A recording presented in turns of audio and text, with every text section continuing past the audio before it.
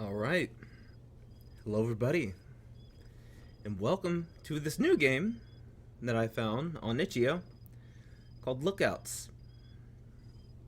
I don't really know what it's really about, but we shall figure it out on our own. So you sure we can trust this friend of yours' info? It'll be a crying shame if you're wrong about this. Those guys, someone to ride the river with. He'd never sell me bunk information. The town has struck gold. That's what he heard. Heard? You just heard about it? What kind of source is that? We can't go off rumors, you nutcase. But think about it. We'd be living like English kings if we take over a supply like that. What else are we gonna do? The last job was a bust. We got nothing left. Alright. We've had some bad luck and are running low on supplies. We'll take that town by hook or crook, or by cook. And if they don't have that gold, we can take them for what they do have and skedaddle. The lookout will go eat early in the morning and see what we're up against. But I reckon we can bulldoze this burg, and have some fun either way. Make sure to bring us back some juicy details, won't you, Tom boy? He firmly slaps you on the back. Laughter fills the camp around the roaring fire. Sounds like you'll be riding that sun up to check the town out. You feel it's best to get some sleep.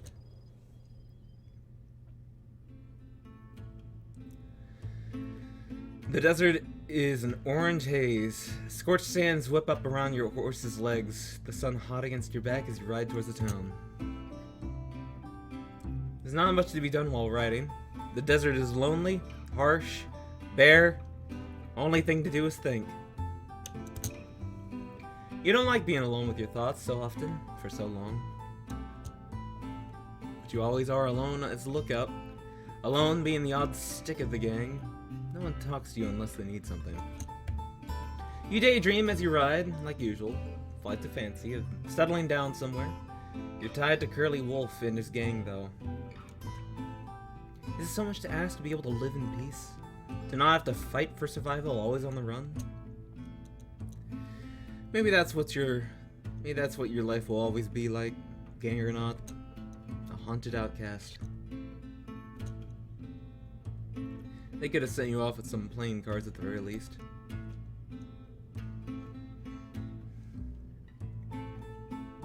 You come to an outcropping near a cliff. Tying up your horse, you approach the edge and see the town come into view. A nice frontier town, small but clearly bustling with people. White painted signs on the wooden buildings glint and bloom in the midday sun. You can't see much else from way up here, and turn to go get your binoculars. You open your saddlebag and pull the metal binoculars out, brushing it against your poncho to dust off the lenses. Turning back to walk to the edge, a figure suddenly rounds the corner of the large rock you've decided to set up camp under. Ah! Huh! Out of instinct, your hand snaps to your holstered gun and pulls it, trained squarely at the head of this new person. The bird, who seemingly came from nowhere, looks at you, clearly just as surprised and out of sorts from your own presence. He shifts backwards, eyeing your hand on your gun. The air feels very still all of a sudden, and given you have the upper hand, you take a moment to look at who you just crossed paths with. He's definitely an outlaw, like yourself. A rugged beak shining in the sun centers a face you admittedly find charming. His face and arms are marked with scars, and a large sawn-off shotgun in his holster. Since he's a bird, you know to be wary, just like he'll know to be wary of a candid like yourself. Howdy there.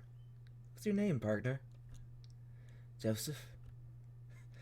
What are you doing all the way out here, Joseph? You seem a dreadful long way away from where one might be. Jesus, you seem a dreadful long way away from where one might think you should be. That's a bit of a mouthful, okay? Oh, could ask you the same question. You stare him dead in the eye. He's pretty calm for someone having a gun pointed at his head, but you can see some of his feathers quivering. Were you trying to sneak up on me, Joseph? Rob me blind where no one else can see? I bet you thought a fella missing an arm would be easy.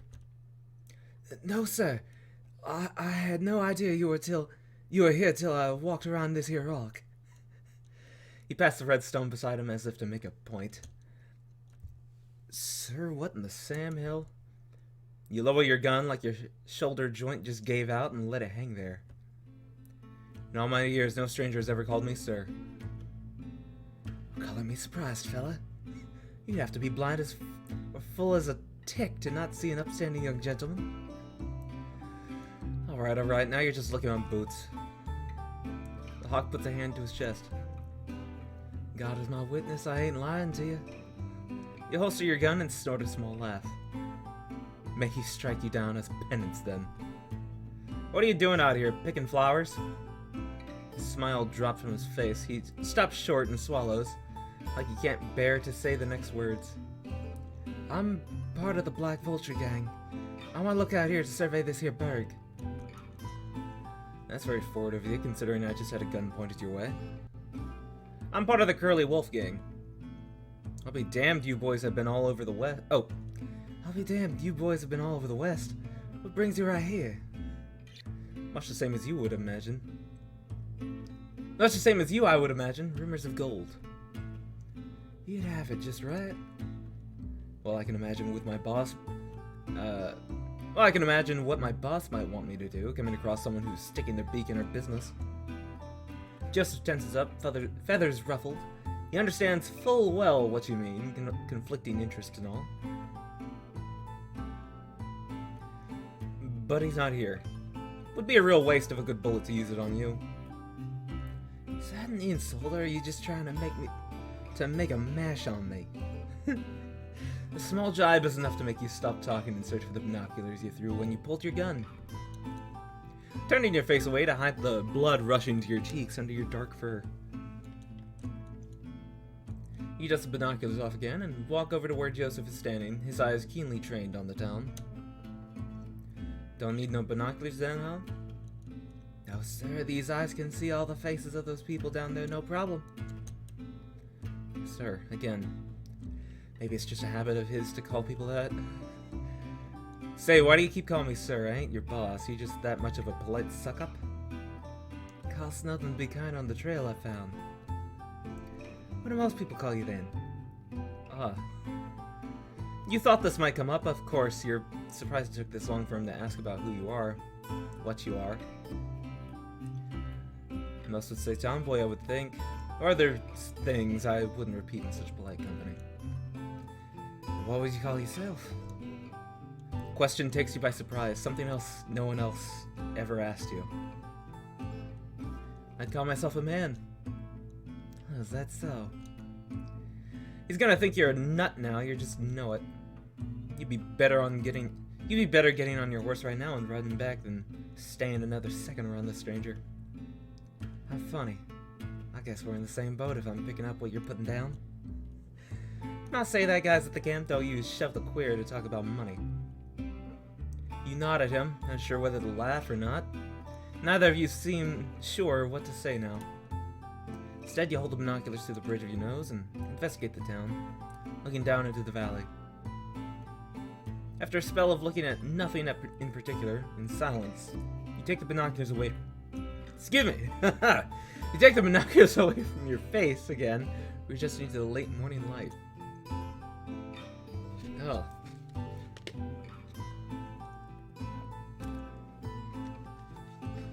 You glance at Joseph's keenly trained eyes and back to the town. You can't help but stare at the clump of a couple dozen or so buildings. You couldn't help but think about the real people's lives going on down there every day. Deaths and celebrations, harvests, prayers. How you were gonna hurt them. How you were both gonna hurt them. I don't get it. Joseph's voice snaps you out of your staring. Why would Black Vulture want to come here? There's nothing here. No mines in use, no banking. They sure as hell ain't rich by the looks of things. Maybe they struck a new vein. This is a miner's town, after all. But you're right. Something strange is going on. Well, two sets of eyes are better than one, right? You want to work together? You wash my bag, I'll wash yours, deal? A huge feathered hand shoots out at you in expectation. You look at his face and you both lock eyes for a moment. You're not sure what, but there's something in his eyes that makes you feel seen. Being looked at rather than through.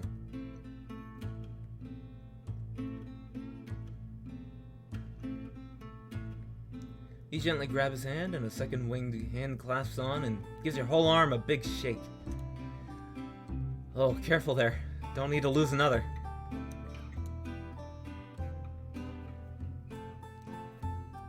He lets go and puts his hand on his hips, smiling at you. Hey, come on now, let's get on down there. He walks past you and heads towards a winding, rocky pathway down the side of the valley cliff. Take a moment to look at the town again, walking along the cliff edge to catch up with Joseph. Wondering if he could see how red your face had been under your black fur.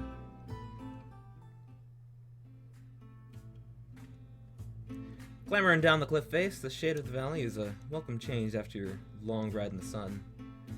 The climb down is quiet, only a few grunts and gripes, a couple voices of concern from Joseph you quickly waved off.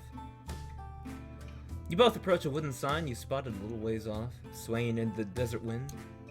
It looked relatively new, board hanging on two chains, a word carved into the wood. Can you read it? It was only a single word, but you couldn't piece together quite how to say it. No. Ah, well, I'm sure someone will tell us. You notice some familiar smells drift on the wind as a gust blows the town past you. Tobacco smoke, whiskey, stewing meat from somewhere. It reminded you of the camp.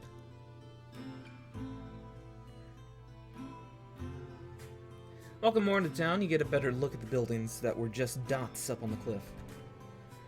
There was a saloon, at least, seemingly one of the older buildings in the town, as well as what you guessed was a sheriff's building, although the sign outside looked to be busted up. Everything else you could see from here seemed to be houses and whatnot. Leftovers clearly made by the miners, not built to be sturdy or last long, but had been fixed up to be livable for folks. Clearly the people here like this place, and if they get a whiff of why you're both here. Alright, partner. I say if we get given any evil eyes, we hightail it out of here. Ain't worth getting shot in a place like this. Sure thing. We got each other's backs, remember? You nod at him. We best get talking to people. Daylight's burning. Oh, here comes someone now. Sure enough, you see a short figure approach you from the sheriff's office. You hear the pound of a cane on the dirt as they limp towards you with a vigor in their step. When they get closer and the haze of the desert heat obscures them less, you see a smartly dressed old lizard standing before you both. Cane in one hand and a metal flask in the other. Howdy, fellas. I'm Sheriff. Welcome to Clemency. Pleasure to meet you, Sheriff. He gave the lizard an expectant look, waiting for a name. My name is Sheriff.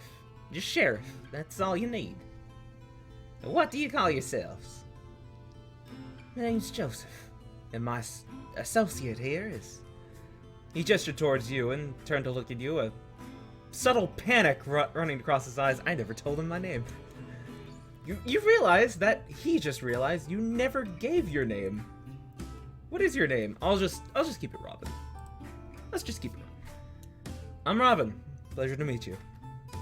He said this while looking at Joseph, resisting the urge to wink at him before looking back to Sheriff. So what brings you... So what brings you to your fine town? We're just riding through and needed a rest stop. There a problem with that? Joseph nudges you with his elbow a bit, glancing at his eyes. You can tell he's saying, don't be so rude. No, not at all. I'm just the closest thing we have to a welcome committee, and it's always nice to see some new faces all the way out here. How long will you be staying? The saloon has some rooms if you'd like to stay the night. That's an awful kind of offer, Sheriff. We'll be gone before nightfall. At least that's the idea. Maybe we'll like this town so much we stay. Joseph and Sheriff both chuckle, and Sheriff sighs. Well, you boys let me know if you need anything else. I'll be at home, most likely. Will do. Yep. With the tip of the hat, Sheriff turned and started walking back to the building at the end of the road. With the lizard out of earshot, Joseph turns to you. So, partner, what's the plan? You look around the town for a moment, surveying the handful of people walking around, talking to each other around their houses, taking in the warm, mind-blowing... taking in the warm wind blowing past you with a deep breath. Jesus. I don't know why I'm struggling. I don't know why I'm struggling to read some of these. We get talking to folks. And what, they just run their mouth about all the gold they found? No, but I reckon in a town this size, if they struck something, there will be a buzz about. We ask them about themselves, about the town. Someone will spill something sooner or later. Alright then. Well, I get a pretty good peep at the place on the way down. Got a saloon just here. We got some sort of town hall over on the far side, and we got sheriff stations at the end of the road by the looks. Where to? Oh, my first... I guess, technically... No, it is. This is my first choice of the game. Huh.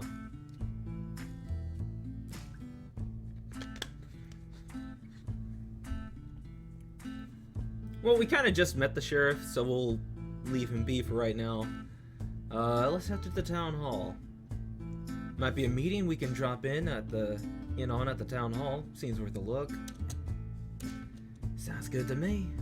I wouldn't mind sitting down a spell neither.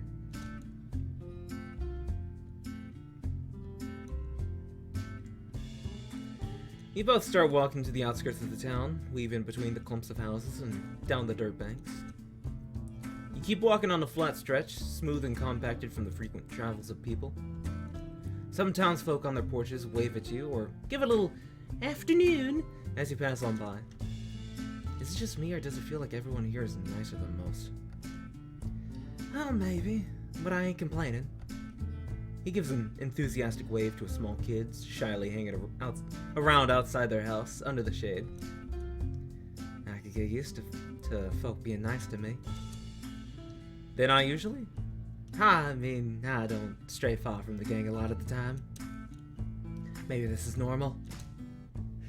Yeah, I suppose I wouldn't know either. You arrive at the large wooden building you'd been heading towards, noting how similar to a chapel it looked. Joseph walks up the small steps and opens the door with a rattle, holding it open for you. Thank you kindly.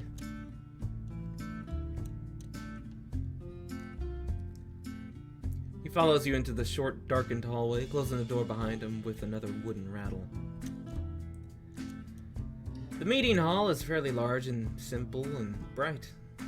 The wood walls are varnished and gleaming from the ample sunlight filtering through the arched windows. Rows of benches line the aisle, half facing away and half facing toward you on each side. Sitting on a nearby bench, turned away from you, is a hunched figure in black. Hearing you come in, the figure jumps to life, rising from the seat. They turn to you both, revealing themselves to be an elderly tortoise, holding a small book in one hand. Oh, do my eyes deceive me, or do I see new visitors to our town?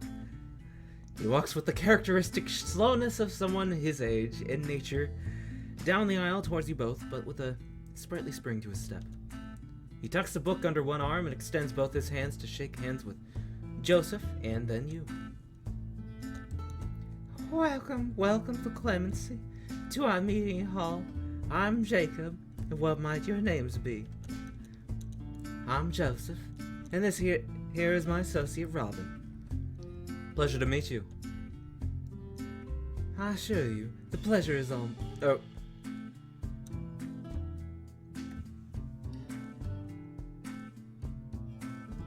Oh, wait. I assure you, the pleasure is all mine.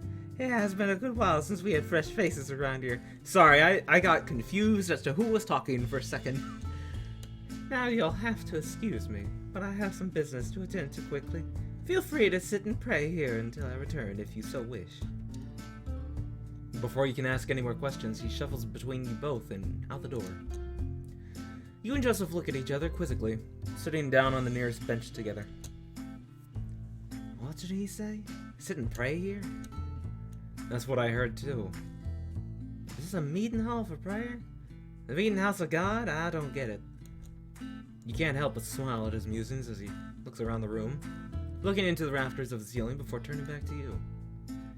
You lock eyes with him, staring into the honey golden brown streaked rings of his keen gaze. He smiles at you coyly and looks away, readjusting in his seat. You realize you were holding your breath. You sit up on the bench more too. The hard wood at your back reminds you of church days. All the fuss and protest against your mother about your Sunday best. You don't miss the frills and laces at all. You do miss singing hymns with her. She had a beautiful voice. I don't remember the last time I prayed. Don't cross my mind very much. Can't say you're missing anything. All the good it'd do you. Not a believer? I don't want to blaspheme, but God's done a whole lot of jack squat to help me all my life. Don't really feel like praying to someone who doesn't care about me, or anyone like me for that matter. Which is why I wouldn't have pegged you for a devout man. Joseph laughed a bit, almost mocking the idea. No, I don't think anyone could accuse me of that. Not with some of the things I've done. But I still pray. Only the Lord knows if he's listening, but it helps remind me what, important to me. A lot of time, I just pray for family, hope they're doing fine. I hope they are too. There was a momentary silence between you, like the subtle shift of coals in a long-burning fire, now snuffed by the door rattling open again. You looked behind you, and sure enough, it was Jacob shuffling in. He grabbed a broom and briefly swept some dust he'd tracked in back outside before closing the door with another rattle. Forgive me. That wasn't his voice. I literally just... Forgive me for the delay. I hope I haven't kept you too from your business. Jesus, fuck! How did I forget his voice already? How did I forget his voice? Forgive me for the delay. I hope I haven't kept you too from your business. Don't worry yourself. We're doing just fine here. He leaned in too and nudged you playfully. Good. So how may I help you, gentlemen? The word catches you off guard a little, the way it trips off his tongue so easily. No bitterness or mockery. Joseph seems to stall for a moment before a little wry smile returns to his face.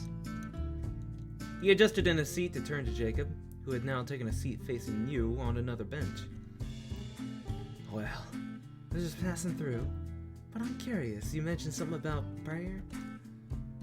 Well, yes, of course. You must forgive me. I'm clearly far too used to the usuals of the town. His slow drawl of words is comforting, like being told a long-worn story by a grandparent. This is a meeting hall for friends, Quakers, if you will. You're a largely Quaker community here in Clemency. Quakers, yeah. There's a lot of you folks over in Pennsylvania and the likes, ain't there? Yes, indeed, that's true. In fact, that is where I hail from. But I must admit, it has been a long time since I last visited. Sorry, I've got to say, I'm at sea here. I've never even heard of Quakers. I can't say I'm much more enlightened myself. I don't know nothing about them.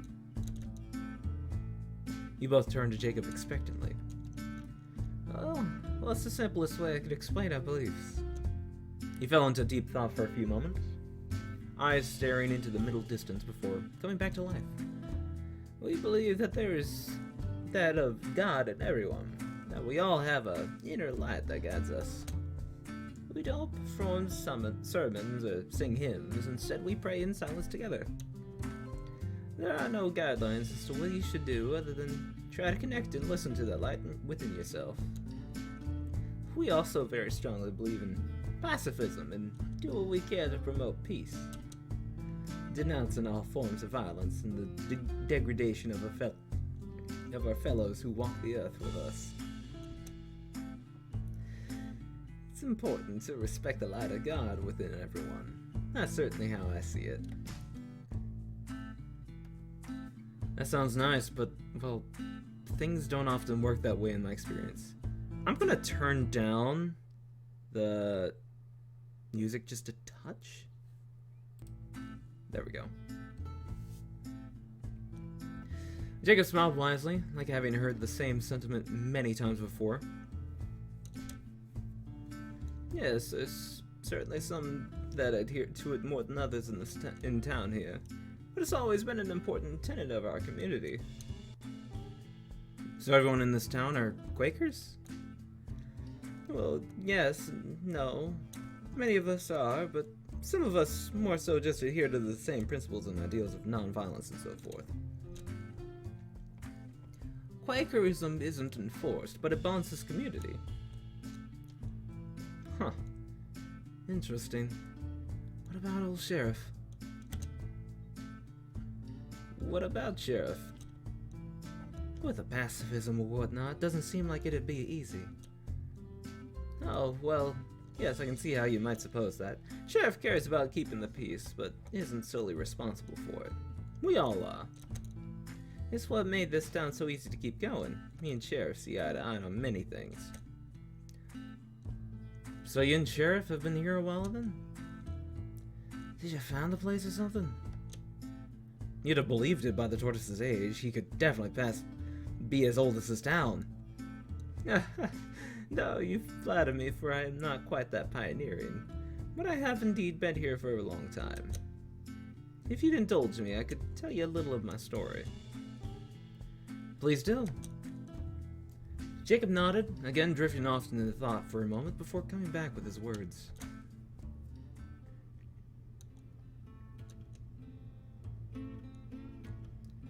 As I said, I'm from Pennsylvania. During the height of the gold rush, with so many heading west, many Quakers thought it would be a benefit to follow. I was much younger then, much more eager to get on the trail and spread the ideals with friends. Although I can't say my love of blabbing has waned much. He gave a charming and hoarse little laugh at his own jibe. The trail was very hard, but I learned much from others in the caravans and towns and cities on the way. So much life and light. I arrived in this here town, maybe more chipper than I had left, but it was not to be. His expression softened, drawing into himself, emotion failing to find its way onto his face. I loathed to speak ill of my fellow man, but when I arrived, this was a godless place.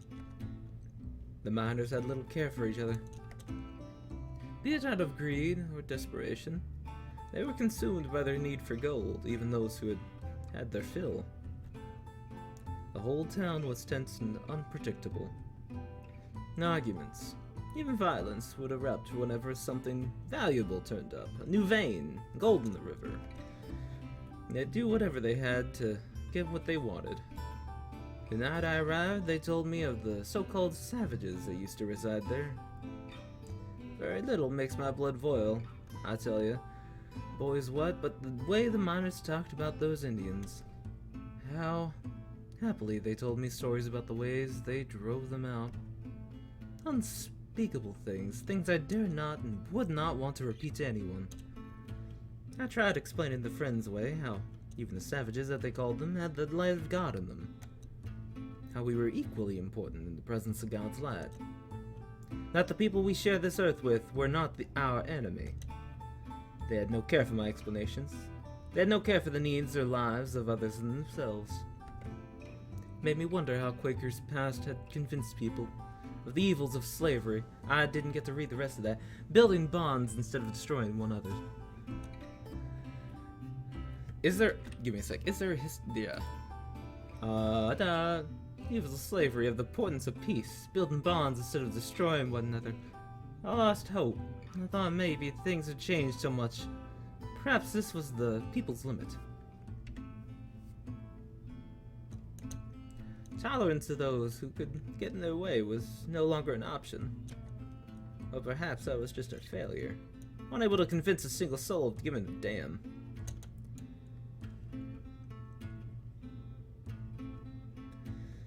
The old tortoise looked forlorn, brow furrowed like he was reliving these moments so vividly that these were the same faces he wore.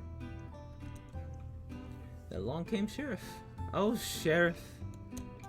I was a little worried when Sheriff was first assigned to the town. That I'd just have another person to fight with, someone with authority on the side of the miners. Instead, I found a kindred spirit. Someone who actually listened to me and agreed with me on many things. Very quickly, we became firm friends. Eventually, Sheriff got sick of the miners, decided enough was enough, and shut down the town, forced the miners to move elsewhere. The entire time he'd been talking about the Sheriff, his face was lively and lit up. His hands moving with his words. It was a lot like how your pastor used to give sermons. Surely there was resistance to a whole modern town being packed up like that? Of course, but Sheriff did what's right. That's the way Sheriff's soul is set. I'd felt buried by the weight of the town's hate, their convictions like stone walls I could not scale. I'll be grateful to God until the day I die that Sheriff came here. I was given so much hope when I'd lost it all. And you've been here ever since then? Jacob chuckled. Yes, we have. Only a handful of us stayed after the miners left, and it was hard to know whether this town would still stand. Hello, Amy. How are you today? We felt sure we could find more people who cared as long as we worked together. More people like us. His words hung in the air, settling around you and Joseph as Jacob settled his gaze on you both. Good, you? I'm doing good. Just playing this visual novel. So far, it's really good. So those mines are still around? A lot of mining towns die down because of the gold drying up. But if the miners just left, I guess there's still some here. Well, yes, I suppose so. I can't say I've thought much about it in recent years. We don't encourage those looking for gold, I'm sure you understand. It's nothing but trouble. His warm gaze turned somewhat steely. You weren't sure how long it might go on for if Joseph didn't pipe up. Of course, Jacob, we're just a curious bunch. Thank you for talking with us strangers for so long.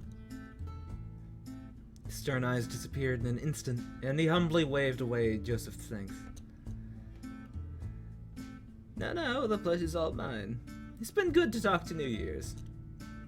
If you'll excuse me now, I must get this place tidied up before today's meeting. Quite a meeting? Yes, indeed. You're both welcome to join us if you'd like.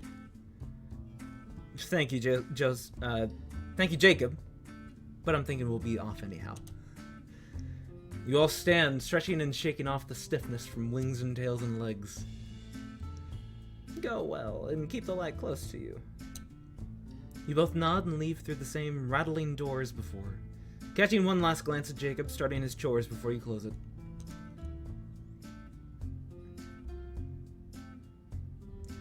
Joseph stands with you for a moment in the porch of the meeting hall, looking off into the town. What you thinking? Well, we now know that these folks... Jesus! Well, we know now that these folks ain't gonna put up much of a fight. Maybe some of them, but... And there's definitely gold here. Somewhere. Joseph had no real emotions playing across his face, but he was standing much more still than you had seen him before. Like he was trying not to breathe. Come on, we've got more people to talk to. He exhaled sharply, the feathers on his beak next to his nose holes fluttering.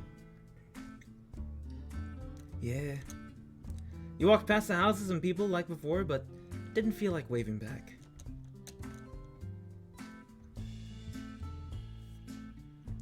Or two. How about the saloon? We'll get some characters there, I'm sure. Let's check out the saloon. I reckon if anyone knows anything about these rumors, it'll be in there. Alrighty then.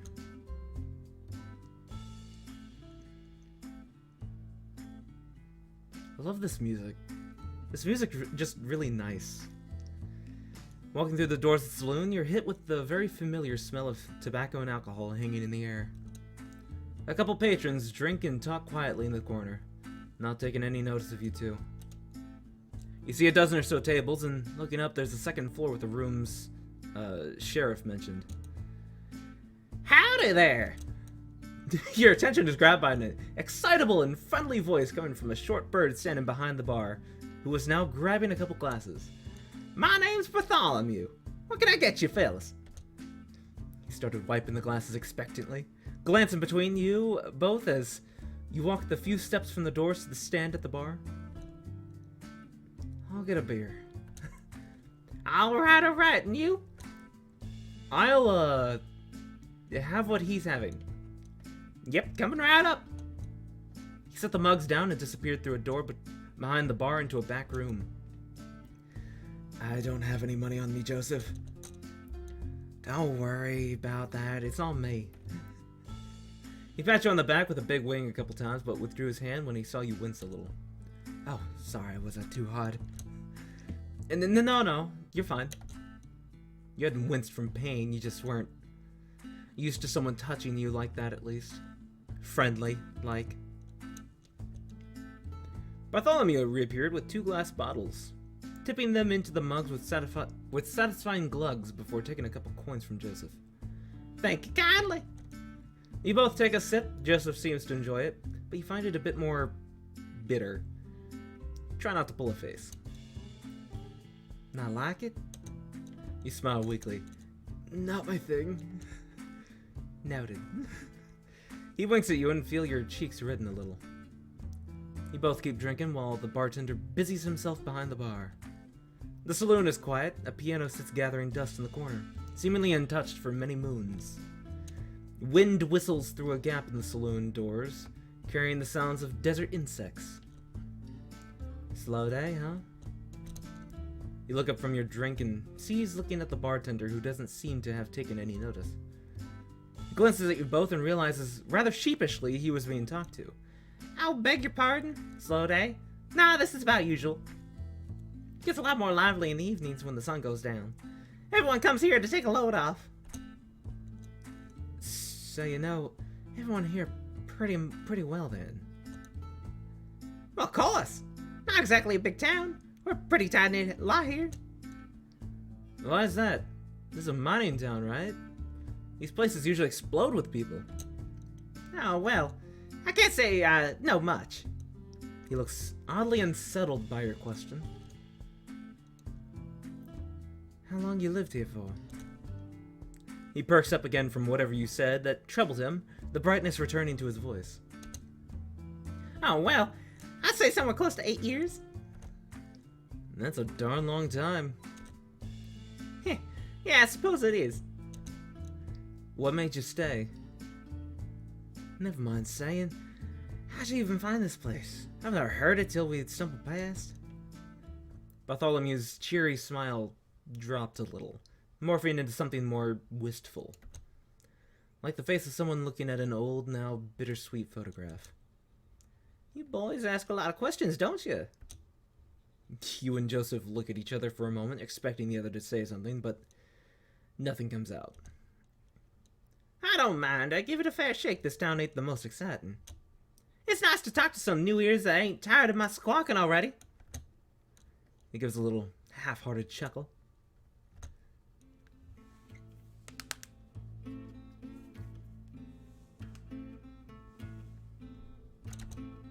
Well, I found this place because I heard about there being a gold. Like a lot of folks, I was fixing to get my fill. You and Joseph both lean in a little at the mention of gold. My fiancé was running from home. We were away from home and I was going with him. We thought we'd go out west and make our fortune. Looking back on it, I get why so many called us foolish. I might have been one of them if it were the other way around. But we had our hearts set on it. We followed the road by wagon and it was damn tough. Hellish even. Thank our lucky stars we made it here to clemency on a wing and a prayer. That was when we really felt like we were foolish. When we got here, we were talking about gold, we almost ran out of town. I don't know the details, but there was a lot of trouble here when miners ran this place. No one's been digging for decades now, but Word hadn't traveled far enough, it seems, to let us know about the time. Let us know at the time. Sorry. At first, Sheriff told us to leave, didn't want it no more of our kind causing trouble. But when Sheriff saw how stuck we were, how we had nowhere else to go, how rough the journey had been for us. Sheriff's nothing if not kind. Could see we weren't troublemakers, just wanted a better life somewhere.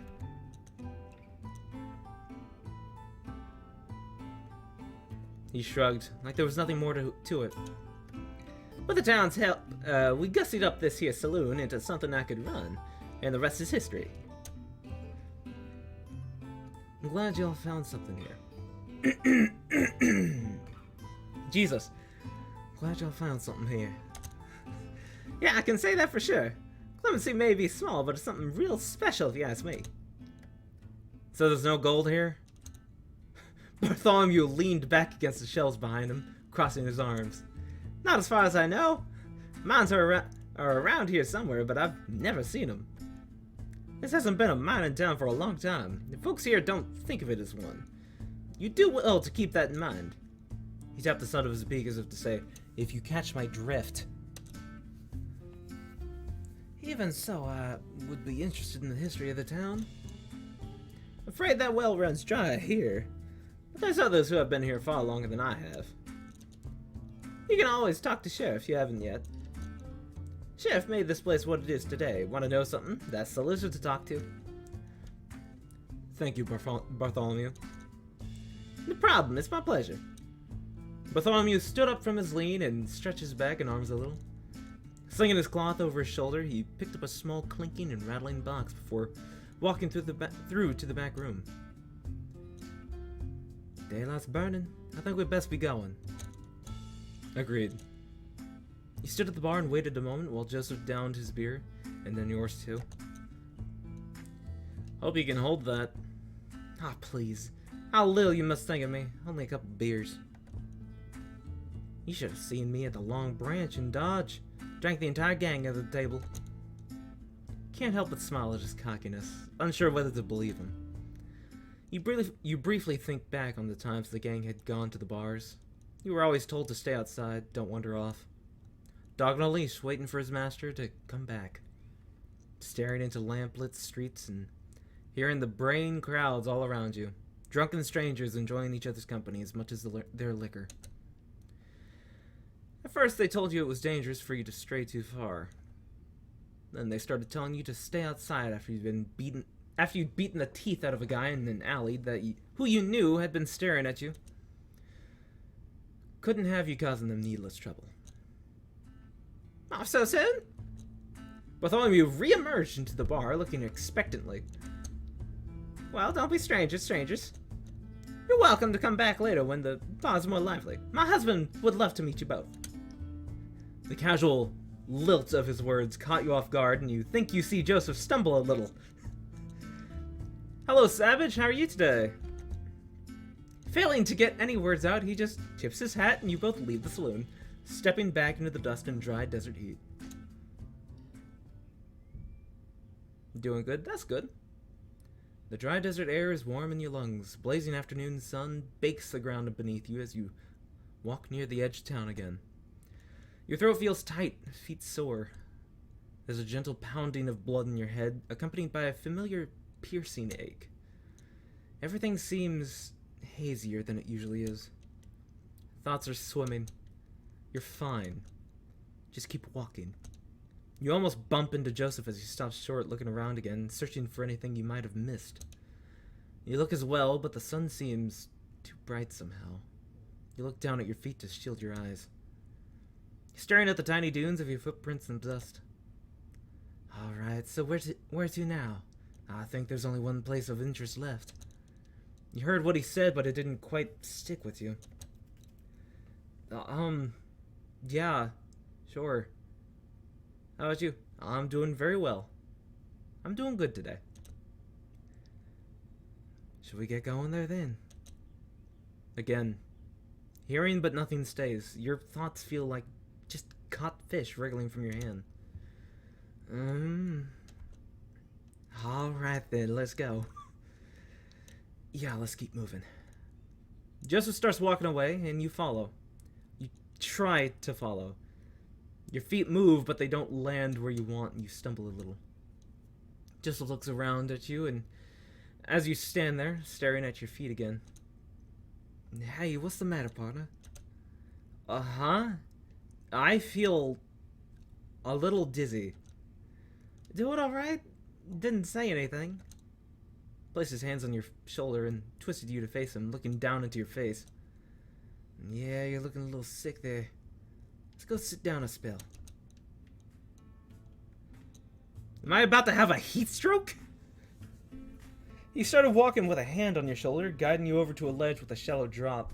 You could both sit on and hang your legs over. You felt better sitting down, more stable.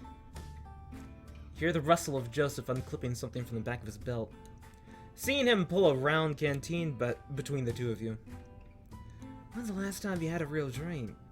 Must be mighty thirsty if you're feeling like that, Dizzy. Of course, how could you have forgotten? You've been riding and walking all day, but hadn't had a drop of anything since you set out. Although you weren't sure what Joseph had brought with him. Ha! What's that look for? You think I got liquor in here? Shh! Phone. Phone shush. Phone shush.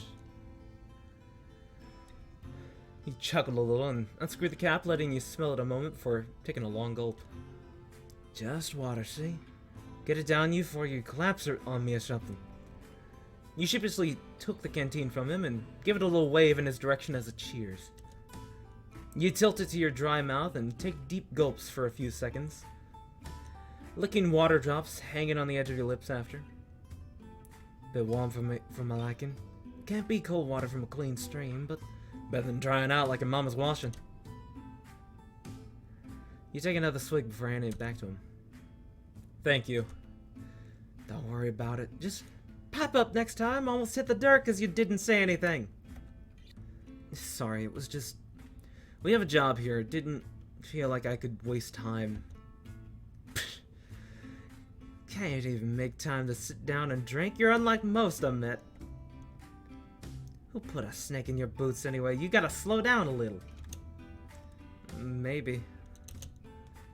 I mean, what do you do to relax when you're off the job? Relax? Yeah, you know, relax. Unwind, take a load off. I know what you mean. The question just caught you off guard a little. You weren't sure how to answer, you'd never given it much thought. What do you do to relax? The gang is always busy with something, traveling, hiding out, making trouble. Not a lot of time to not do anything. There's no time for nothing. I guess I play cards sometimes. Mostly just solitaire. Respectable. You win much? Nope. Ain't about winning anyway, just helps to pass the time. Yeah, I know what you mean. Me and the boys usually play some rounds of cards, sometimes better. Although some of them are real sore losers. Sometimes it's easier just to let them win and avoid the issue. I beat one of them at poker 5 times in a row, and I swear the rest of the week he was giving me the eyes. Found my hat full of knife holes one morning too, but I think it was just to scare me. At least I hope it was. He gave out a loud guffaw, the real and unrestrained kind that made you doubt a second if the canteen really was just water. He had a nice laugh, you thought. Someone actually enjoying themselves. Maybe it was just nice to hear a laugh that wasn't done at you. You a gambler, man? A flutter in your chest at the end of the ribs. Not really. Never had much to gamble in the first place. Always seemed like a waste. I can respect that restraint. Don't always have to be about money, mind you. When I was younger, me and my papa used to... He stopped for a moment, thinking, and scratched his neck. His train of thought slowed by some forgotten memory. I used to play cards after dinner. A lot of days when I come home, I'd bring pebbles from the river. I always liked how smooth and pretty they looked. All sorts of colors and shapes, all of them different. We kept them on the mantelpiece. When we played cards, we'd bet with them. He always won. but it's too much fun for me to ever be mad. I think he did let me win, though, when I was betting big and was gonna lose one of the rocks I really liked. He always knew which ones were my favorite. Never wanted to see me cry. Can't think of any other reason he would have lost to me. Suppose I ought to thank him for teaching me. You weren't sure what to say, so you just gave him a soft smile. Family could be so complicated. You didn't want to say the wrong thing. Oh, you know what? He dug into a pocket and produced a tattered-looking packet in his hand that you recognized to be playing cards. How about some Vingtenon? You played that before? We can bet with, Twisted around himself looking for anything you could use as a stand in betting chips. He saw his eyes settle on a small pile of rocks for a moment, but instead noticed a stray feather, barely holding on to the back of his hand. He plucked it and placed it between you both, twisting how he sat to face you better. Okay. We can bet on this feather. Do it first to 5. Get it if you win, I'll keep it if I win. You swiveled yourself around to sit cross-legged and face him. Didn't know you were so desperate to gamble you'd use your own body. Hardy har. Just thought I'd be more interested in rocks. Oh, well, I thought you were a rock lover, Mr. Rock Collector. Take them on the open road, your own little rock circus. A regular Barnum. Joseph couldn't help but smile, even through his fake pouting at your teasing. I don't know if J.H. Barnum has quite the same ring to it, frankly. J.H. Yeah, as in Joseph Harrier, my initials. Oh, of course. So do you know how to play Vingtenon? I do not. I've never heard of that before. No? Alright, rules are simple. I'm the dealer. You 2 cards face up and deal myself 1 face up and 1 face down. Idea is to get as high a number from your cards as you can without going over 21. Oh, if you go over 21, it's a bust. Same goes for me. But you need to get a higher number than me to win. Draw is called a push. You can hit to get another card, or stand to stick with what you have. You can hit as many times as you like as long as you're under 21. After you stand, I flip over my face down card and have to hit as long as it's under 17. If I go bust, or my number is lower than yours, I win.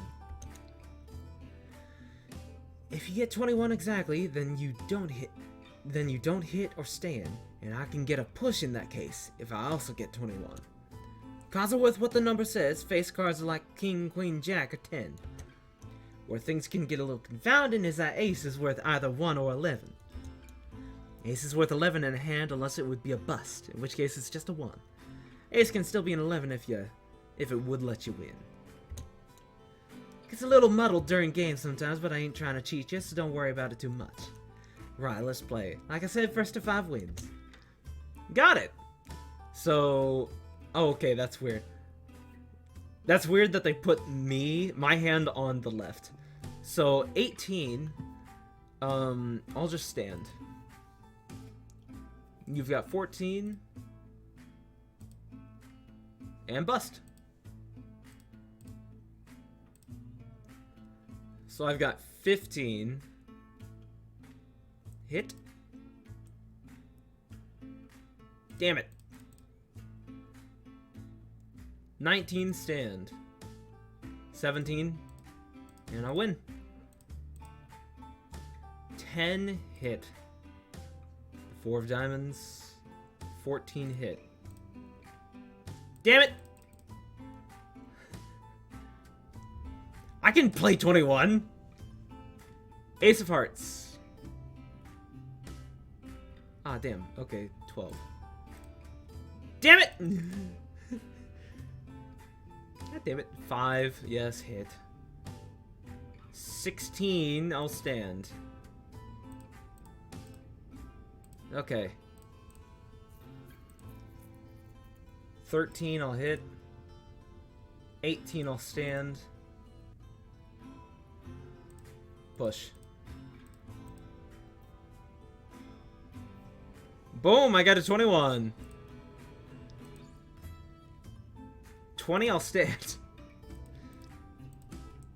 fuck off. 18, I'll stand. Nice. I win! Darn, well, there you have it. Take your prize, sir. Took the feather in your hand, twisting the smooth quill back and forth a couple times between your thumb and forefinger. It was thin and tapered in the color of coffee. Thick, uneven strips of cream white ran all along it from the middle. Thank you, Joseph. Don't mention it. You pocketed the feather carefully. We should probably get back to it. As long as you're happy to and can stand steady, then I'm ready too. You swung yourself onto your knees and stood up with a sprightly jump. Alrighty, let's get a wiggle on. Yes, sir. I have never heard that expression before. Let's get a wiggle on, yeah. Sheriff should know something, surely. Yes, sir, I doubt that we're the only ones who've come looky-looing before. And Sheriff did say to come find him if we needed anything.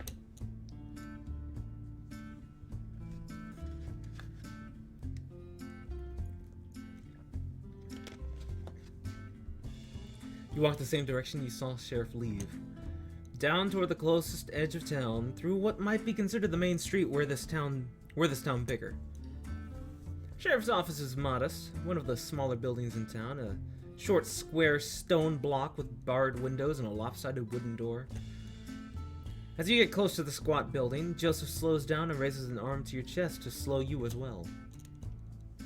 Okay, partner. What's the plan here?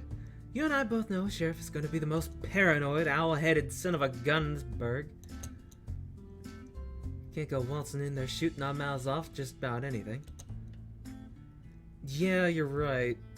All we really need to know is if Sheriff is going to put up a fight. Somehow I feel like they're not your usual lawman.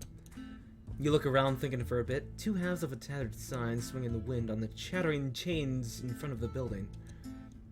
Seems that it had said Sheriff once, and the edges of it had the remnants of bullet holes, shattered and charred wood. I say we tell him what's really happening. To call Joseph's face incredulous at that moment would have been an understatement. He scoffed a little out of curiosity, rubbing his chin with a feathered hand and trying to think what you could mean. What are you saying? You admit we're here? Acknowledge the corn?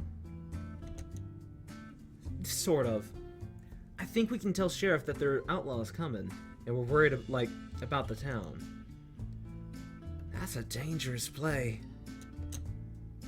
Look, Sheriff is gonna have a good idea while we're snooping around if we don't have a simple, honest reason to throw off the scent. It's easier to lie when there's some truth to it. Joseph rubbed his chin again and sighed.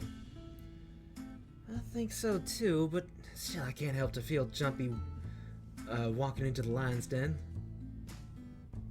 You knew what he meant. For people like you, a sheriff's office was never where you wanted to wind up.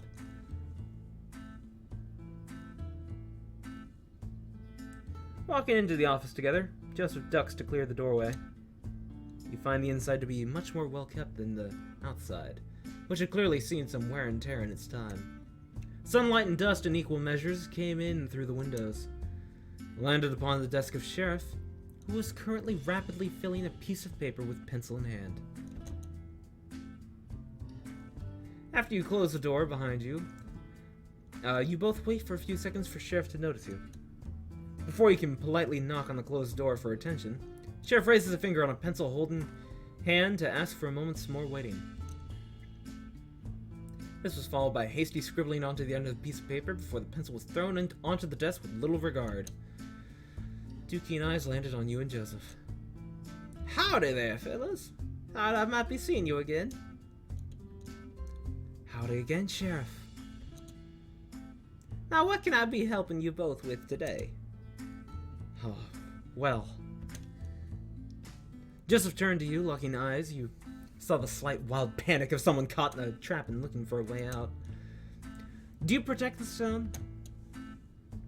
Are you thine protector? Are you the keen soul person with a gun? Sheriff looked miffed, unsure how to respond, like someone had just asked if the sky was blue. As much as anyone else who lives here, yes. What does that mean? I thought you were a lawman. Sheriff regarded you with some annoyance, still seemingly puzzled over what you were asking. I think I see the confusion here. I'm not a lawman. In fact, I'd say I'm not a man at all, or a woman. Sheriff kept looking at you both, trying to gauge your reactions, whether you could be trusted, you guess.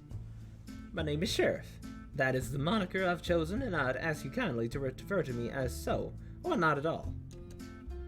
Joseph tipped his hat politely. Not a problem, Sheriff. Do you run this town, then? That would also be a no. I'm a founder, you might say, but I don't solely run this town. You boys are asking some really strange questions. Is there something I ought to know? Joseph had faltered, and now you did too. This isn't what you had just planned. You were just saying the first things that came to mind, fixing on Sheriff with a calm pair of eyes, but a shakiness in the knees. Maybe you hoped Sheriff would say something that would change things. Change what you were both there for. Before you could fall over, Joseph placed a hand on your shoulder, and you tensed before he gave it a light squeeze, stepping in. We heard from some other fellows on the trail that there were outlaws around, coming this way even. I see. Well, you boys shouldn't worry. We know how to take care of ourselves in clemency. We don't get trouble around here often, but we make sure to run them off before anything starts. So you've been here a while, then? Yeah, ages. How'd you end up living here anyhow? What's the story? You said you're some kind of founder? Don't get it twisted now, I'm not really a founder. I'm, well, hard to explain. I used to be a marshal, got sent here some 30 years ago already. And you liked it so much you stayed. Joseph gives a little bellow of a laugh, but Sheriff is much more half-hearted. Nah, well, I wish I could say things back then were as good as they are now. Sheriff stood up, grabbing the cane by the desk that thumped softly as Sheriff started pacing a little through the small office, stretching stiff legs. You boys know this used to be a mine in town, right? Of course. Well, I used to be the lawman at this mine in town. Greenhorn out on the first assignment trying to keep the peace here. What a joke. Miners had it out for each other. It was nothing but bad blood and gold fever. I learned all too well at that time what it looks like. Gold fever in the eyes. What people will do to satisfy it. That town was a constant powder keg, and I was only one marshal. I felt like there was nothing I could do. I felt like I needed to do more. I needed to do something to calm the place. I asked the marshals who sent me. They don't give a hoot. If anything, they tell me to keep hands off, let them figure it out amongst themselves, shoot them if they step out of line. That never sat right with me. That's something you should know about me. About how I conduct my business and take care of this town, is that I care about justice. Real justice. Not the justice others suck up to, claim to care about. I learned very quickly that the law is not about real justice. Sheriff punctuated these words, said with such fire, with bangs on the cane on the floor. The law of the marshals is not the justice I recognize. Here's why I took on the name Sheriff. I wanted a name for myself. They didn't deserve it. Strange, I know. Thank the Lord, much good has done me. That I met at least one like mind in that town.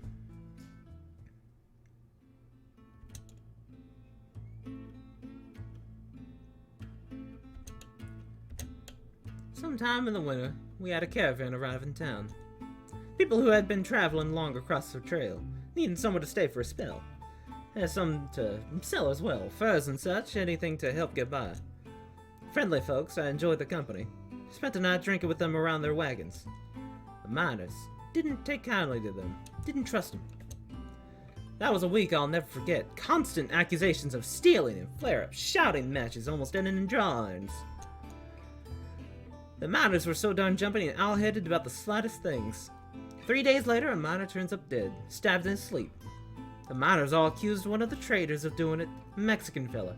Claimed it was his knife that did the deed. I had to arrest him. Held him in a cell here. On top of the somewhat rusted metal bars with a cane rang on top of the somewhat rusted metal bars with a cane rung out into the room. The traders all came to tell me that I was wrong, that he'd never do something of the sort. They helped push me in the right direction. I'd already had some suspicion about the miners' claims. A lot of accusations had been flying around about the Mexicans and Indians traveling in the caravans. I did a little investigating and found that the miner had been killed by one of his friends. Another feud about gold. Some stolen or missing, and his so-called friend had killed him for it. The miners wouldn't believe it. It's just the man in the cell was guilty. I wonder if maybe they just couldn't see what I could. See things through my eyes. It felt like a mockery of justice, of everything I cared about. I was the straw that broke the camel's back. Early the next morning, I asked the traders to leave, and take their friend with them.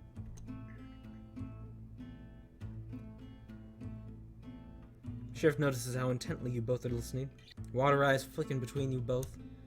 Anyway, that's a lot of blabbing from me already. Long story short, I kicked the miners out for the better. Make it sound like it was real easy. How'd you get that many miners to just abandon gold?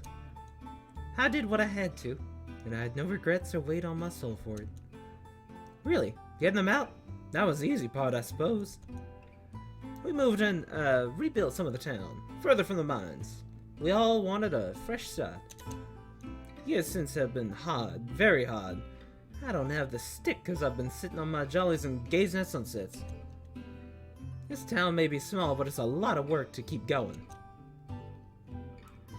Sheriff turned and went to sit at the desk again, the chair creaking beneath old bones. Don't take my griping to think I'm not thankful for this place, though. I've done a lot for it, but it's done just as much as more even in return. How do you mean? I can't say I've ever really had somewhere I lived do much for me. Sheriff sighed softly, looking out the windows into town. A clear view of the cobbled-together houses cascading down the shallow hillside. Clemency has given me somewhere to live. I had many hopes when I chose to stay in this town. I try to make something of it.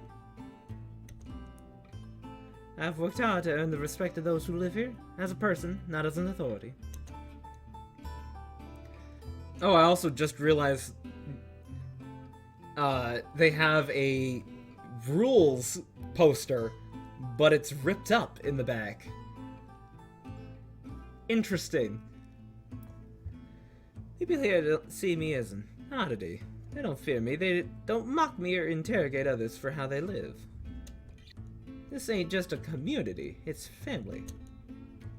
We're all far from our homes, from the people who made us, but here we can make ourselves what we want to be. Town of runaways who don't Town of runaways who don't got to keep running anymore. That was hard to read for some reason. Sheriff stared out the window for a few more moments. The sun was a bright golden shine crossing wistful eyes. Turning back to you, Sheriff pulled back into the desk and got comfortable once more. Anyway, that's enough sat from me. Those outlaws all you wanted to talk about? Yeah, I think so. You wished you had more questions to ask, more to say, more to hear about, but no other words escaped your maw except for thank you. Don't mention it. And thank you, too, for the tip-off. I'll keep those old peepers peeled. Yeah.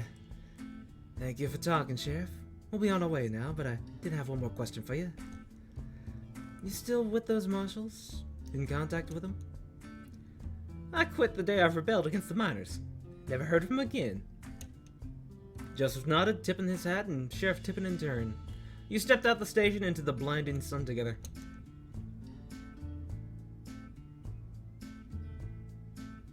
Walking back to the edge of town on the other side from the sign you now knew read Clemency, you both sit on the edge of a little hillside slope, kicking dust up on yourselves as you settle on the rocky crevices. I think that's all the useful places of interest here, unless you want to go knocking on folks' doors asking for gold. I think we've disturbed this lot enough for a day. Your resting hand becomes restless as it brushes against some dry desert grass, entwining it between your fingers, slowly pulling it from its roots. So what did we actually figure out? Everyone here is kind and mostly defenseless. I think pacifist is the word. Tug more grass up into your hand. They can maybe fight off some bandits, but no officers are gonna come help. And they ain't gonna do much good against a... Oh, shit. Ah!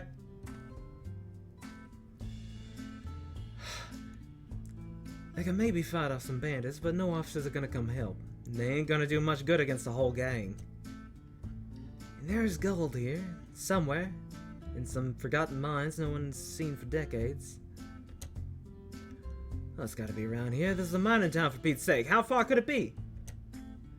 You shrug. Sheriff said the town was moved. The mines could be anywhere now. Maybe it really was just rumors. Maybe there's not really anything to find here. I think you know as well as I do that these folks were antsy. Friendly as well, but gold gets their hackles up. Someone has to know where the mines are. You knew he was right. You knew how to read people well enough. Joseph stood up, gazing out across the landscape of the town and beyond, searching toward the horizon. Gonna use those special eyes of yours, bird brain? More use than you chasing your tail, Mutt. He looked at you for a moment with a smirk, and you smirked back. You rolled the grass in your hand between your fingers, squashing the reeds of it together, dropping seeds in the sand. I can't see nothing. Goddamn son of my eyes ain't helping neither. I don't know if Bartholomew would help out. He was maybe the most friendly one of the bunch. Sheriff didn't talk about the gold. Biggest sheriff knows how to keep the town safe. You look up at Joseph, his puzzled face squinting in the sun, looking down at you. Looking back out into the desert, the sun sits between the two rocky outcroppings in the distance. A light bulb plucked from the sky by unmoving fingers. It'll start getting dark soon. Sheriff knows where the mines are. Bartholomew said he never saw them, and Jake was never a miner. He had no reason to go to the mines. What, so he never saw them? That don't make no sense. I'm not saying that. I'm saying even if he did see them back then, he wouldn't remember where they are now. Sheriff still knows where they are because they were the biggest danger to the town. I'd wager Sheriff even checks up on them every so often to make sure it's undisturbed. Huh. I guess that checks out. We don't have the time for a stakeout, though. You bulge your hand into a fist, the grass yielding and turning to dust. We don't need to know where they are anyway. We got all we need. Knowing where the mines are would just be a penny in the hat. What should you think about our next move? You ignored the tiny knot in your stomach as you thought about what to do next. You should just leave, but there's nothing else to do here. We should just think about resting. Getting dark soon. I think we'd stay at the saloon. Sheriff did offer. You sure you want to stay here for the night? Seems like least we could do before we leave. Unless camping outside has some mighty appeal to you. Joseph flashed a wry smile. Alright, let's go have a look first. No point bringing the horses down if I can't afford the rooms. Standing up, you feel the dust fly between your fingers with the winds blowing east, and following Joseph a few paces behind.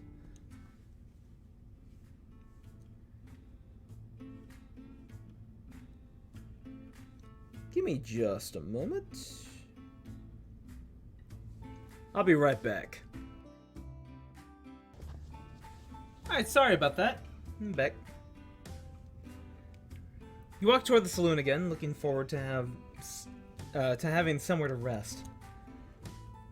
You don't remember the last time you actually stayed in a room somewhere. It was always a tent or just in your bedroll, lying beneath the stars. You see Sheriff and Bartholomew standing on the porch of the saloon, talking intently, but can't pick up any clear words on the wind. Sheriff notices you both as you approach, patting Bartholomew on the back as he takes his leave back inside. Sheriff leaves the shade of the saloon's overhang, walking with purpose towards you both. The blue of the sky was starting to fade into oranges, pinks on the edges of the sparse and tiny clouds overhead. Both slow to a stop as Sheriff approaches you quickly. The face approaching you was different from before, and you see Joseph's face fall a little. Sheriff came to a stop in front of you both, twisting the cane in the dirt a little. The old and frail figure standing in front of you was shaking a tad. You could hear slow and deliberate breaths from the chest. The usual confidence and bluster off of Joseph dissipated under his new glare of Sheriff's. The new and sharp eyes unlike those you'd seen when you arrived. There was a tiredness in them. A fierce tiredness, beneath which was a wild look you'd only seen in the eyes of the newly grieving. Gripping the cane, scaled knuckles turning white, Sheriff spoke in a low and calm voice. Yeah. I should have known. Thought maybe I was wrong this time. Y'all seem so... I don't know. Like you should be here. Even so, I knew there was something off with you. With what you were asking. Is everything alright, Sheriff? We were just gonna see if we could stay at the salute. Sheriff slammed the cane into the dirt with such force he feared it might crack the earth beneath. You know damn well things are not alright. Had a little chat with my friends around town talking about the newcomers. What they've been asking about. Just passing through town, give me a break. I should have known it was too good to be true. I know when I see gold fever in them eyes. We're not here to cause trouble, Sheriff. We'll be on our way tomorrow morning. Really now? Well. Sheriff reached a free hand behind and pulled an old revolver to point at you. I'm going to say this. I'm going to say it once. I made a promise to protect this town and the people who live here, and I would do what was right by them. So both of you are going to turn tail and leave, right now, and you never come back. If I ever see either of you heading this way again, I will shoot you dead before nary fur nor feather crosses that town line.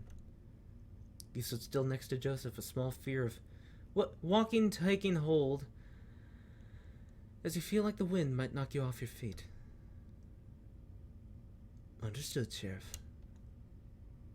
Joseph started walking away, not stopping for you, even as you stood there a moment longer just to say one word. Sorry.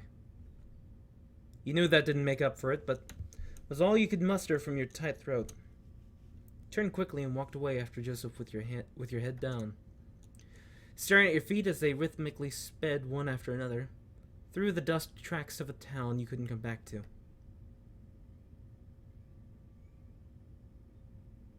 The climb back out of the valley was quiet. The wind was the only noise to reach your ears, no words coming to pass between you and Joseph. Only the occasional meeting of the eyes when he looked to make sure you hadn't fallen behind. Those eyes that face you had grown accustomed so quickly to having at least the hint of a smile resting, was devoid of much emotion at all. You wasn't thinking about it, you felt it. But to not think about it meant to not think at all. And so he didn't. His limbs carrying him up the path, but no one was home. You understood, of course, as much as you'd like, to not think about it either. You couldn't ignore the small dread in your chest. Like it was in the cavities of your insides, seeping around and between your organs, a creeping tar. Not a suffocating tar, just making you feel heavy, dense. If you stopped walking now, you didn't know if you'd start again. The sun was starting to dip into the horizon when you reached your original meetup spot at the top of the cliff. Both your horses were lying in the long shadows of some rocky mounds, your own shadow stretching across the sands as you go to tend to them. You both hauled your bedrolls off and started to unpack them, giving the horses some water and sorting through your belongings. Still without a word, a camp for the night quickly formed between you as you worked. Joseph had brought a thin metal stand with him to hang the cooking pot over, and gently tossed you his book of matches as he erected it. You struck the match in a familiar fashion, placing it in the middle of a dried assortment, blowing gently to encourage the shy flame. Lifting your head back up from the budding fire, Joseph was having a little issue getting his stand. His face was still the same neutral, empty face from before, and you noticed a little catch on a joint that hadn't flipped properly. You brought your hand up to flick it out of the way. Either the lurch of the stand falling into place or the momentary touch of your hand against his seemed to jolt Joseph out of his listless state. Thank you. A smile, just a small one. A weary and wary one. A weary and wary one had returned to his face. You were glad to see it again. It was enough to make your chest a little lighter, the tar receding just a touch. With the fire lit, a modest plume of smoke started billowing into the sky and scattering in the fading sunlight. Joseph got up momentarily to rummage in one of his saddlebags, coming back with a tin and some bundled cloth.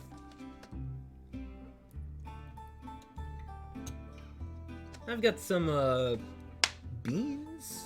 Some salted pork, too? Not sure what you got with you. Oh, right, yeah, hold on. You had plenty of water still, and if he was propping up the bulk of the meal, you had some molasses to add to. You brought them both over and let Joseph, sitting on his bedroll he'd laid out now, take the reins. Wasn't really a two-person job. With the beans gently cooking away now in the pot, he sat there, lazily stirring it with a spoon. You grabbed your bedroll and laid it out on the opposite side of the fire, squatting and dropping onto it with a thud, tucking your legs towards you. Resting your head on your knees, holding them in your arms.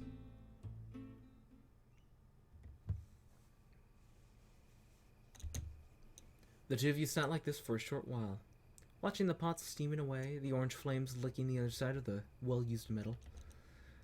You found yourself thinking about what happened in Clemency without even realizing. The pang you felt in your stomach when Sheriff knew why you were there. The sharp chill that shot from your neck to your tail when the gun was pulled on you. You weren't scared of being shot, that wasn't it. That wasn't what set your palm into a cold sweat. It was something else. Something about having to leave that town. Sorry for letting you do so much of the talking today. I'm more of the quiet type. Sure you figured that out already. He flashed you a weak but genuine smile. Not like I did us much good. It wasn't your fault, Joseph. Sheriff was paranoid, and we were bound to be rumbled eventually. Besides, it doesn't really seem like there's any gold here. Unless we feel like setting up a new mining operation. Yep. Sure, Black Vulture will love to hear that. Wasn't my fault, I'll say. He sighed. A sharp, exasperated exhale through his nose holes. One knee of his crossed legs, fidgeting and bouncing as he stirred the pot. You were a little taken aback by that he seemed to be mocking what you said. Maybe it just wasn't what he wanted to hear right now. Still, you understood his frustration. What would your bosses think if we told them that this place was like? Would they even believe us? Sorry. You were snapped from your thoughts by his apology, a slightly guilty look on his face. Knowing he must have seen that, he hurt your feelings a little. You're right. It's not my fault, exactly, but hell, this is a mess, Robin. His fidgeting was spreading, playing across the feathered fingers of his wings, his face, his eyes, his knees again. Like a ragtime tune was playing all across the inside of his body. What's he like, Black Vulture? He's, His breathing was ragged, too. You got onto your knees and reached your hand onto his that was stirring the spoon even now. A gentle but firm grasp, stopping its motions. Your eyes met over the cooking pot. He looked like he was seeing you again for the first time in a long time. The shaking in his hand came to rest and relax in its vice grip on the long spoon as he held each other's gaze. Let go. I'm here. It's all right.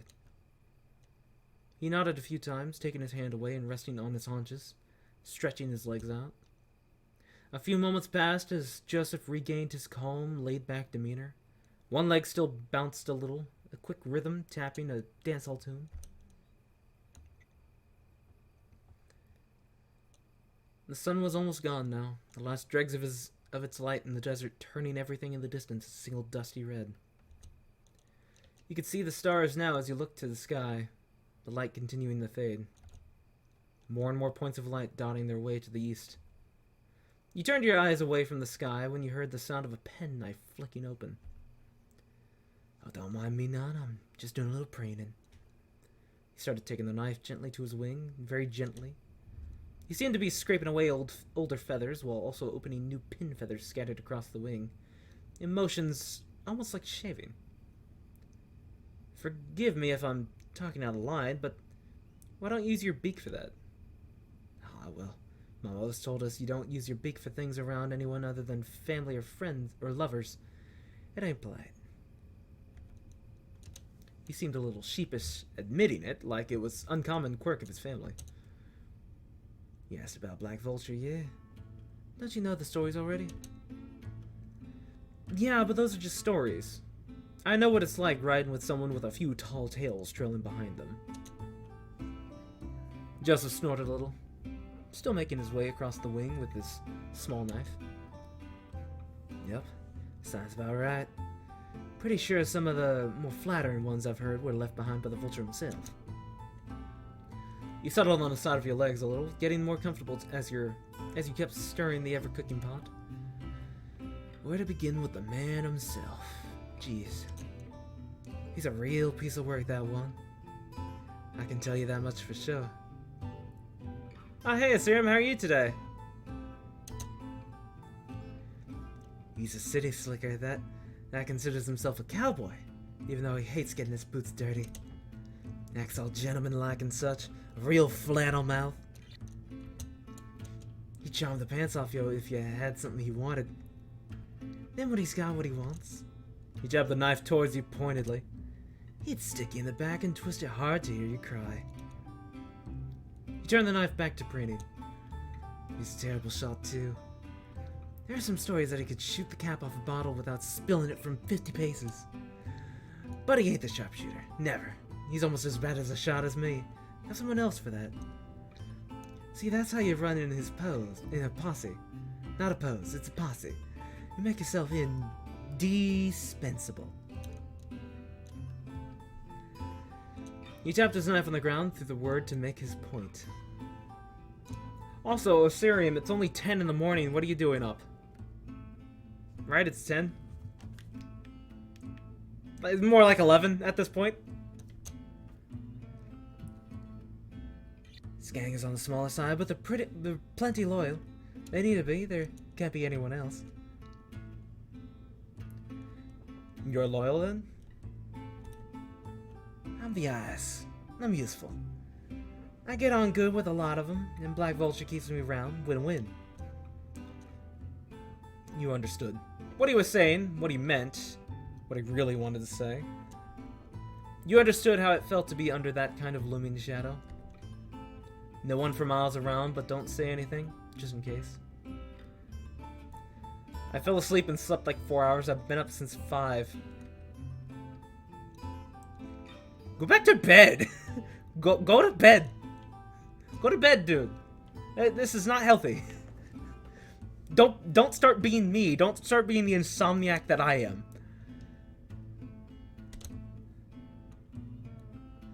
You'd seen what happens to other people. You both had, for sure. Joseph was as far from a greenhorn as could be. He swapped hands and started the knife on his other wing now. So what about Curly Wolf? Said there were plenty of tall tales about him. Split fair with me. I know, right? I will go and nap sometime. Okay, Assyrium. Okay. You didn't look at him when he asked you. You kept looking at the pot, peeking over to check the beans. This looks about done to me. Joseph stared at you for a moment when you did meet his eyes, and then closed up his knife, kneeling over to look with an approving whistle. Yeah, looks it to me. He laughed a little as his stomach gave a hearty growl. Fetching the bowls and holding them while Joseph served you both a big, slopping portion.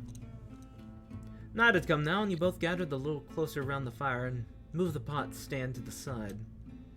You could see him easier now with it out of the way. With the pot lifted, the fire rose, dancing on the wind, sometimes hazing your view. the blur flitting in and out as you glanced eyes while you ate. Also, thanks for the title yesterday. That was so funny. You're welcome.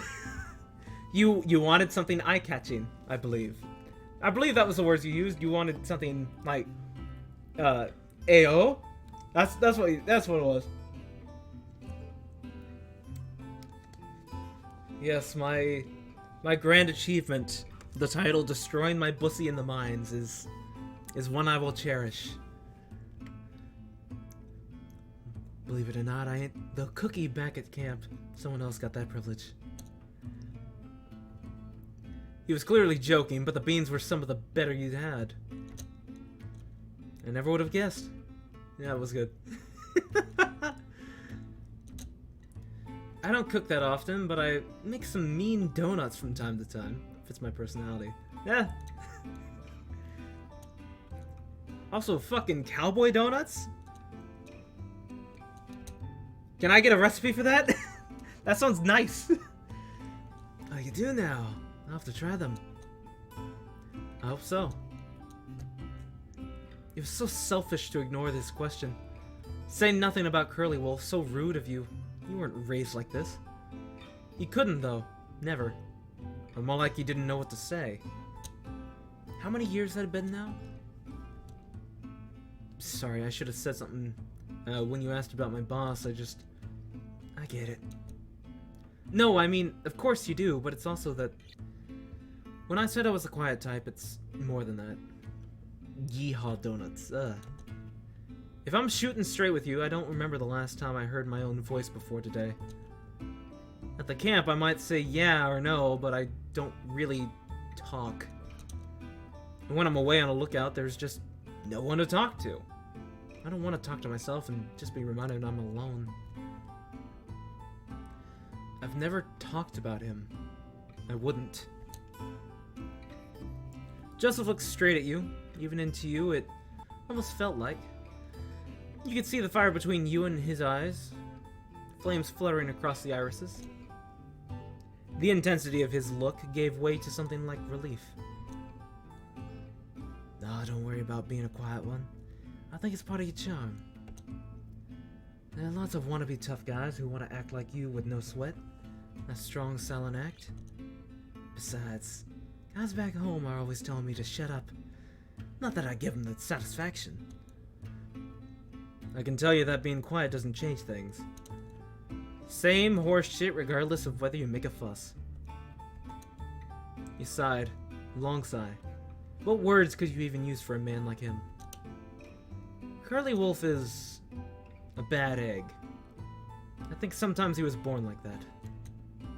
I know he can't have been, but I don't know what godforsaken things happened to him to turn him into what he is. He's probably the meanest, roughest bastard you'll ever have the misfortune of meeting. Anyone you can think of that you wouldn't want to run into, he's worse than that. I don't know about Black Vulture, but the stories Curly Wolf leaves behind, I don't think they even match up to how dangerous he is. I've seen him gun down traders riding away on horseback 200 paces away. It's easy to get his dander up, and he's the last person you'd ever want to do that to. He'd make sure of that. Not the brightest you'd ever meet, but his instincts are keen. He's never made an empty threat, and he'll happily get his hands dirty to make good on them. Shit. Black Vulture said before he'd be willing to pick a fight with Curly Wolf, but they've never met. Now I'm wondering if he has any idea what that would get him into. He ain't stupid, but he's definitely too cocky for his own good. Oh, eat your bowl before it gets cold. Nothing worse than cold food. You did as he said, mulling over what you talked about while you ate. Joseph had a head start on you, but even so his eating was voracious and he finished before you were even halfway through yours. He sat back from his hunch, over the bowl, wiping his beak on his arm. He looked around some, into the fire, out into the darkness of the desert, at you. You could tell he didn't want to stare, but his eyes took you in anyway with long glances. He coughed, clearing his throat to stall for the words he was thinking of. Say, Robin, I wanted to ask. He grabbed his knife again, taking it to his wing once more, looking away as he asked a common question.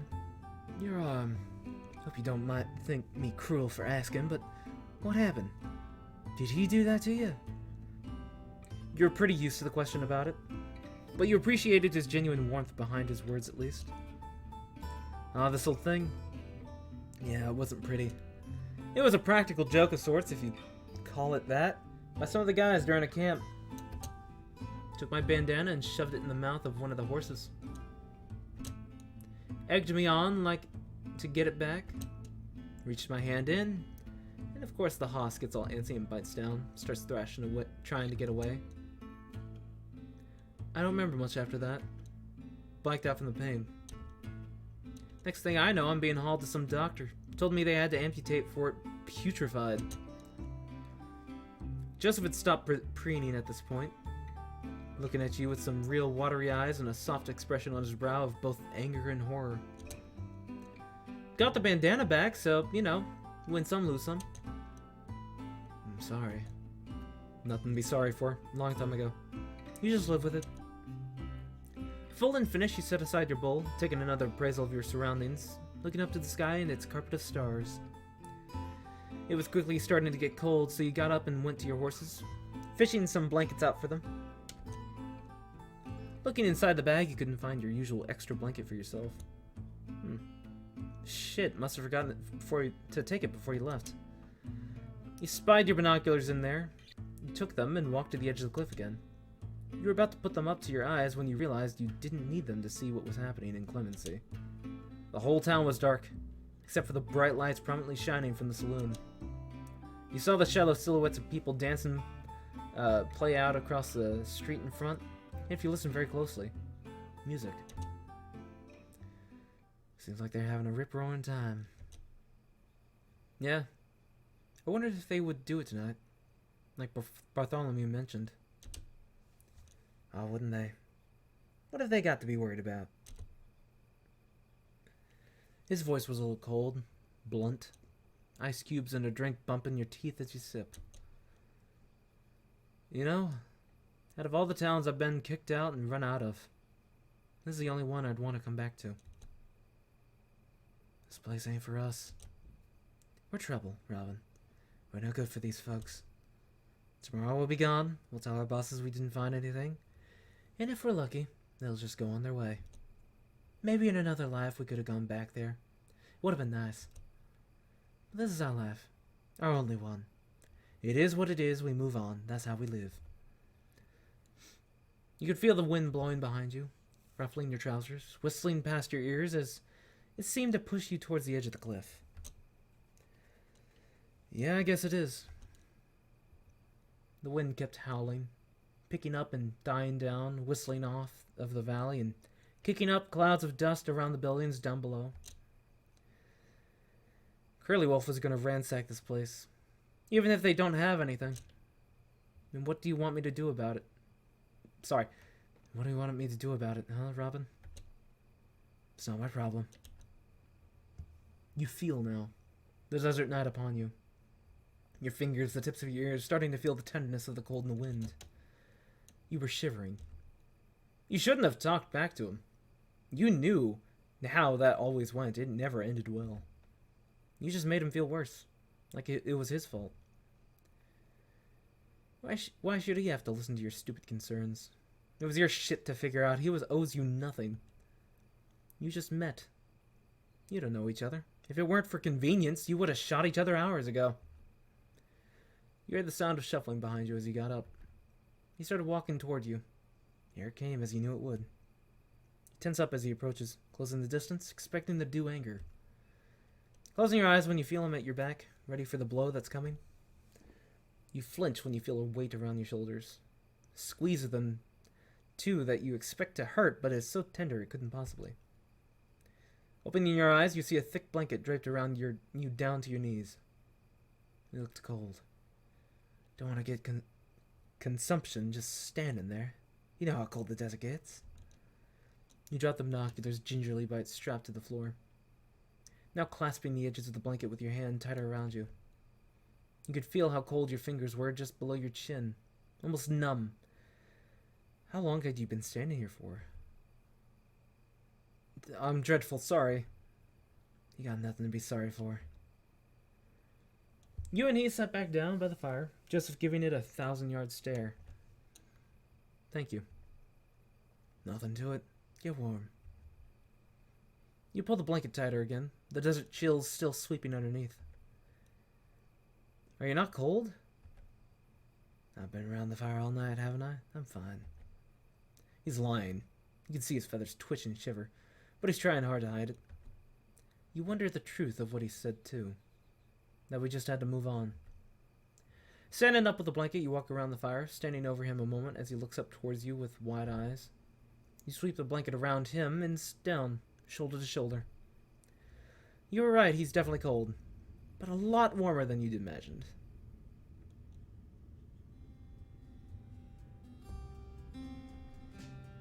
Told you I'm fine.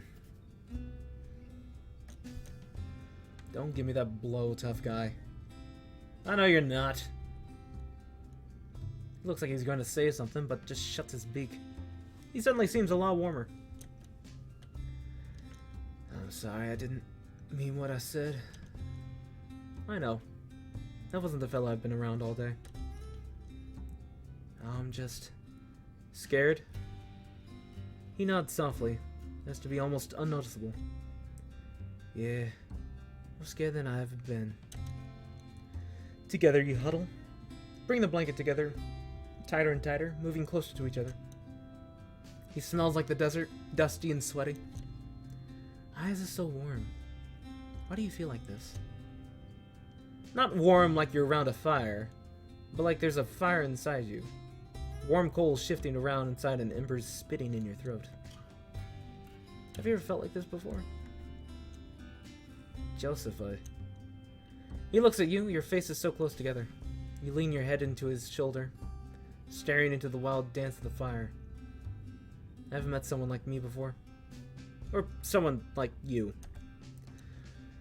You're extremely kind, even to a stranger like me. I wish I could know you more than just a few hours. I know I have to ride back in the morning, but of all the hopes I've hoped, the strongest is that I could just stay here. That the sun would never rise. I don't want to go back. You stay clinging to him. After a few moments, he pulls you tighter. I have to say, I feel the same way. I can see in you someone who's faced so many hardships. Someone who deserves better, who's worked harder than any of the lump suckers back where you've come from. We're a couple of queer fish in a barrel, I'd say. Lord knows how we found each other. The sun will come up again, and we'll have to go our separate ways. We don't have another choice. I just wish it wasn't so. I wish... You lift your head to look at him, but he just gives you a look and turns back to the fire. What are you thinking? He sighs wearily, like he's been asked to carry the world on his back. It's a flight of fancy, that's all. It's not realistic. You look at him curiously, catching his eyes. He looks at you almost for approval before he thinks about what he wants to say. I wish we could run away. That's it. The two of us far away from everyone and everything. Ride east till we know no one's chasing us. That sounds nice. You both cuddle for a little while longer, sitting close and resting your heads together. The thoughts of running away tick over in your mind. Is that what you want? As if he could read your mind, Joseph asked, "What do you want to do?" You thought more. No one had ever really asked you that, and even so, you knew what you wanted to say. I'm tired of running, Joseph. I want to fight. I want to kill Curly Wolf. Really? It's the only way I can think to be free of him.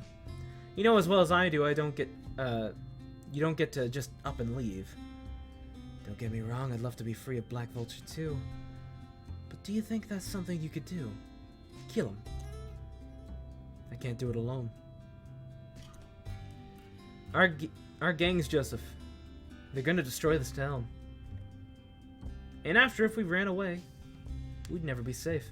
We'd be looking over our shoulders the rest of our lives. I don't want to run away from things anymore. I want to run towards a better life with you. Jester's eyes were sympathetic, but his expression was of discomfort. I think you're right. And I do want to help you, but I'm useless in a fight. I can't shoot straight. I don't want to die, Robin. I wouldn't let that happen. I'll keep you safe. We can keep each other safe.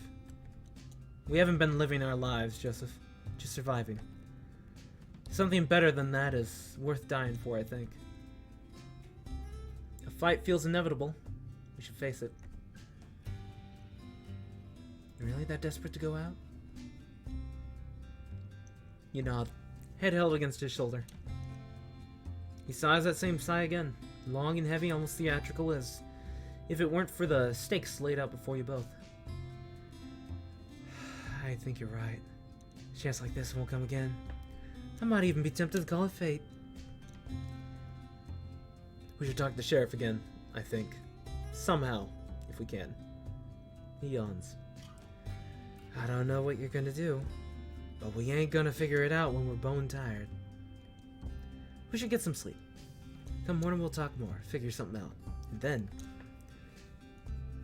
hope on a kiss and a prayer that we make it out alive? He chuckles. Ain't that the story of our lives? This'll be the last time we have to fight like that. I swear. We both fall asleep against each other, dreaming of that promise. Praying for a better tomorrow and willing to fight for it.